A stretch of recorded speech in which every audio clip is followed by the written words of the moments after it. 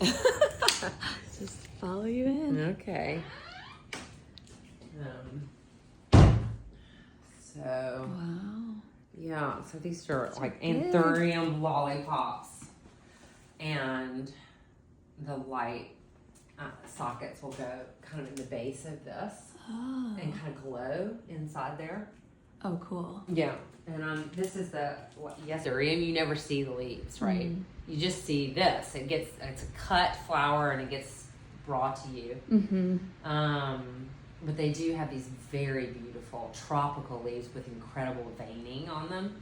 And so I was like, oh, I could really do that. And that would be cool too. But I'm also interested in this kind of lollipop family. And I'm also super inspired by, I'm not going to be able to say her name, Alina, Polish name, Sarapovich or something. It's not right. She did these. I'll show you. She did these sculptures that are like parts of bodies made into lamps.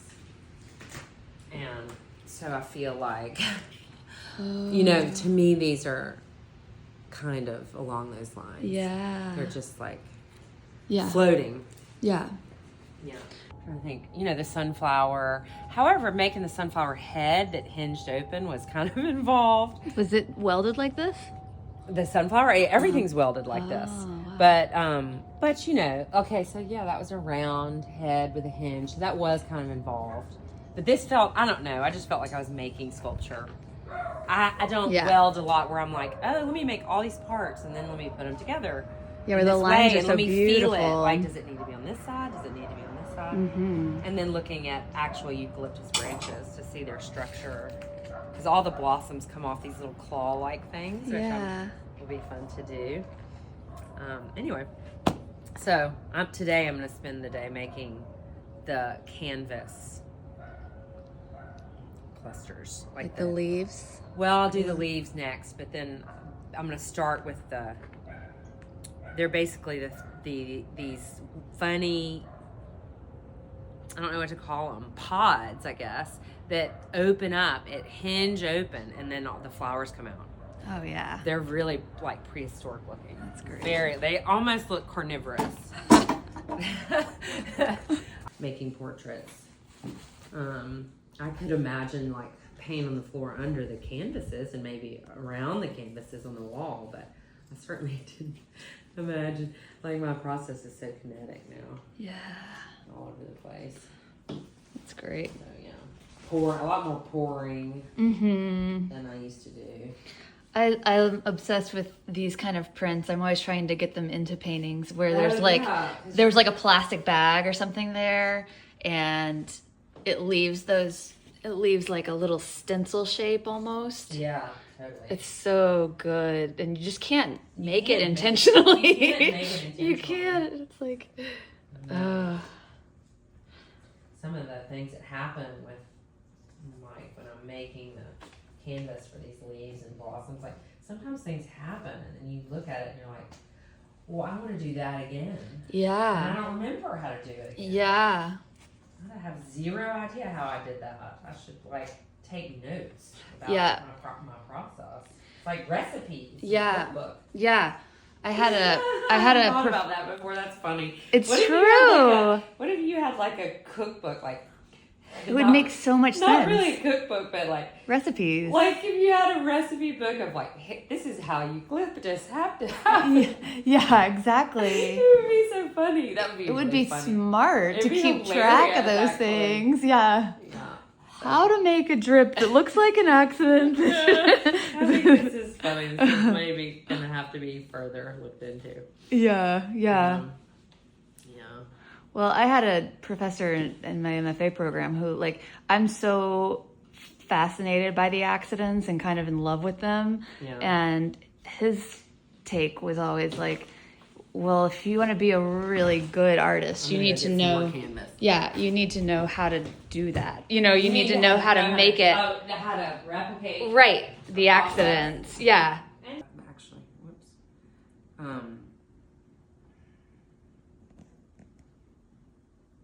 Whole board for all this stuff, obviously.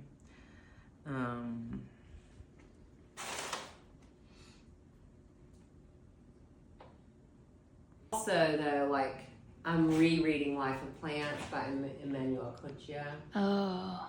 He was very inspiring to me in Tree Spell as well. Oh, yeah. And he just is like, he is like a philosopher of plant life. So he's more than being a scientist. He just sees the whole world as a world made by plants.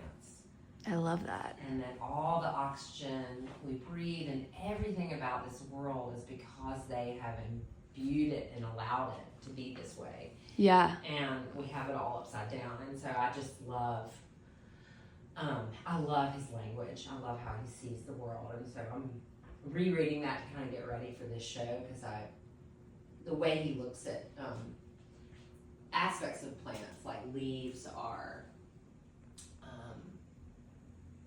like the birds of a plant, or not really, but like the wings, they're trying to have a relationship with air. With air. And they're taking flight. Yeah. You know,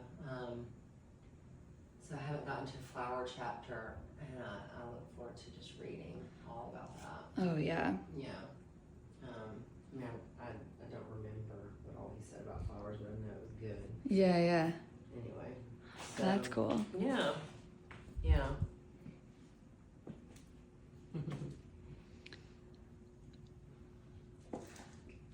So it feels like the way you work is pretty methodical. I mean, it's once you know what you're going to do, you have a lot of process to get through it. A lot of process, and I always feel this little resistance. It's so funny between each thing. So like when I know that I'm moving from anthurium to eucalyptus, I feel this vague dread or resistance. Like I can't do it, or I don't know how to do it, or I don't know what it is. And then you just have to start somewhere. Right. I don't always know where I'm going to start. Like this time I started with the welding yesterday. And so now I have an idea, I guess. I've been thinking about the pods for a while, and of course the stamens are here and ready. But everyone's different, and I start somewhere. And once I start, then I feel like I'm in the river. It's like I jumped in the river, and now I can swim around. It's gonna be cold, but we're gonna find it. So, but I think that's interesting how like I do that to myself every time. I feel it. I'm like, oh, here you are having resistance to the next one, the next being. That's maybe the biggest gift in some ways of being an artist for a long time, is that you know your own. Your ways in which I get in my way. Yeah, your own little traps, you know. Yeah, you're so like, I think they last. Oh, this is so familiar. Like, look at me doing that. Yeah, I think it used to I think it used to trap me sometimes for years. Yeah.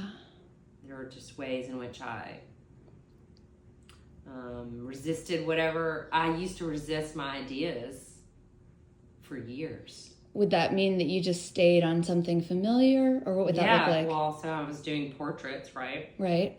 And any idea I had, because it never really, I'm trying to think of it. Yeah, no, it did about portraits too. There were ideas I had about doing portraits, but I also had these other ideas, and I just would not do them. I'd think about them and not do them, and then somebody else would do them. I know. And then I'd get mad. Yep. And then I had a friend who just called me out on it. She's like, it sucks to have friends who are artists who are more activated than you. It's kind of, she put it differently, but it really got my attention. And also Elizabeth Gilbert, the way she says ideas are not yours. They're just floating, and you either birth them or you don't, but you can't get mad at somebody else birthing them. Yeah. So I spent a lot of years being mad at other people birthing things. Yeah. And so now I just want to birth.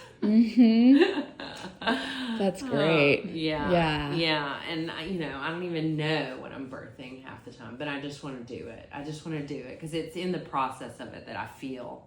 It's like, I just feel I almost lose my idea of who I am. I'm not thinking about who I am. Exactly. So it's a gift of creativity, I think. Yeah. And maybe a gift of once you do switch to a certain thing, like the eucalyptus, you kind of know what's ahead of you for a little while. Like, you know what you need to do. Yeah. I mean, I think sometimes that kind of gives you, it's a little bit of a relief because you don't have to come in every day and say, what am I doing today? Yeah. Or I don't know. Yeah, no, I think that's true. I mean, I think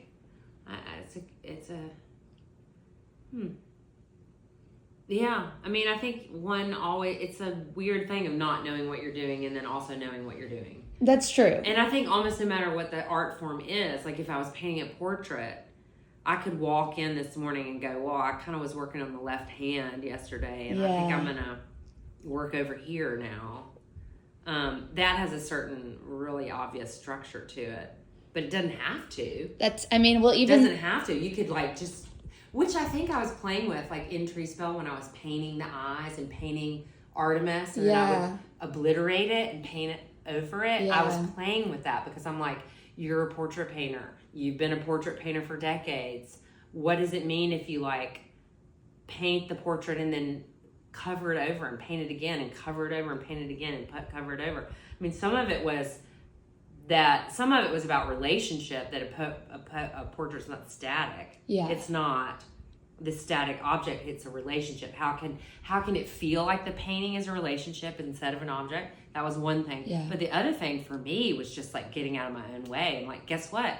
You're going to paint this and no one's going to ever see it. Mm-hmm. Ever. Mm-hmm. No one will ever see this. And so how do you start painting when that gets, it's almost like the more I did it, the more I got the way I painted shifted. And when you say no one, it was just not available. Like it was going to go away. So it made any kind of thing like, oh, I'm going to make this eye and I'm going to make it glint here and I'm going to do pink here and whatever. You just started like, all of that started even disintegrating and you're just like, oh, fuck it. I'm just doing this and doing that. I don't even know what I'm doing. I'm doing this. And so it blew open and then you covered that over and then you did it again. It was like Groundhog Day with painting. Yeah. It was really, I think it was super medicinal for me. It was really great. And I'm actually kind of craving that a little bit again. Mm-hmm. Just because I just like paint so much. Mm-hmm. But, anyway, I don't know. Does that make sense? Yeah, but also I was thinking about making this, like in my question, it was almost like, oh, well, you know what you're going to do because you're making a eucalyptus or some other plant. Yeah. But within that, of course, or in the hand, when you're doing a portrait, you don't know what you're doing. Like when you painted this stem, as you said, like every day is different. And this morning when you came in, you didn't know what you're going to come to. And it really is different than I imagined and better than I imagined. Good, yeah. It's better than I imagined. Yeah. It's not always true. But I wanted it to read as dark, but I also wanted it to read not too monolithically. Yeah, variegated. Yeah. Yeah. And it kind of reminds me of when I did the scales for the nymphs in Tree Spell, where my idea was to make a giant frog habitat, which this to me feels kind of like a frog habitat. Yes, it does. Pond water. It really does. So I just made algae blooms and all kinds and just cut it up into fish scales. Scum. Yeah. For the fish tail. So I like that too. I like that. I like making something that's like a painting. Here it is, this canvas with paint on it that I'm like saying, oh, this is a frog habitat. But then you cut it, make it into a scale for a fish tail, and like the layers of the meaning of that. You know what I mean? Yeah. Like it's almost like if you're thinking of the world being animist and everything alive, then like you're trying to imbue cross-sectional living into everything. Like so the painting is now a frog scale, a frog habitat, and a fish scale in a pond water, and they're all pinging off of each other. Like how can you make that not just an idea? Yeah. It's kind of like, how can community not just be the C word? Like, let's be a community. How can you be a community? Yeah. And what does that look like on the ground? And what does what does painting look like to be like an animist activation? What is that? I don't know. I feel like I'm, busy with that. I'm busy with what that is. Yeah. Yeah. Well, I love thinking about the sort of art object, which becomes this sort of cold It's almost like saying like the plastic arts. It's like the art object that you end up with. But when you really look at it and be with it and be in the presence of it, that there's so many lives in there, and there's so many different sort of, it's a whole ecosystem. It's a whole ecosystem that you may or may not know about. Yeah. You walk up to it. I love that too. Yeah. I love that it's encoded. Yeah. Not secret, maybe secret, but just encoded and like it's available. It's available for you if you want to listen to it. Well, and it makes me wonder too about how much as animals we understand that we don't understand with our mind, or like that visual art is not just about what your eyes are seeing. Yeah. You know, the way that we have these premonitions or these senses about energy and about other people and things that we're not necessarily seeing, or that maybe haven't even happened yet in our sense of time. That maybe when you're looking at a work of art on levels that we can't consciously know, there's like all of this information encoded that's being transferred. Yeah, that maybe even we don't know. That even we don't know as the artist, and that we don't know as the viewer, but that we're receiving. Like, why is a work of art emotional? You know, what is that? Exactly. What's it tapping into? Yeah. Which I have to say is another reason why I'm liking this Perdita book, because I have been kind of reaching out to artists that I love who are dead and calling them to me. I just like wanting them to be with me. Yeah. And I was just doing it intuitively, but now reading that book, I'm like, oh, that's because her point is that they have magic for all of us, that they're hungry to offer it. And so I don't know what it means to like call those people in, but I think that's part of the encoding. Encoding of all these past lives and past, but also future ones too. Right. And also I like the visual thing you said too, because I'm also playing with that. Like everything's so visual now, and of course I'm a visual artist, and I'm asking you to look at something. But I think I'm also trying to break down the looking and help you feel it in your body more than just look at something. I don't know, but by having this process, so I don't know if it translates, but it translates for me. I don't know, you know, I don't know how people experience it, but I think that's the only thing we can control. Right. Yeah. Yeah. Well, and it makes sense too. Like I think about Tree Spell that you did at Women in Their Work, and it was an environment. You know, it wasn't just there were unique works of art within it, but the whole thing was its own forest. Yeah. And what does that do to change the experience? Yeah. Just to I wanted that was an immersion. Like I wanted people to be immersed without, like, that's kind of a bad word too these days, immersion. I know. But so I didn't want it to feel like that, like some kind of movie experience. Right. But back to what I was saying about the encodedness and the like the pond habitat being the scale and being the pond and being the fishtail and all that stuff, kind of the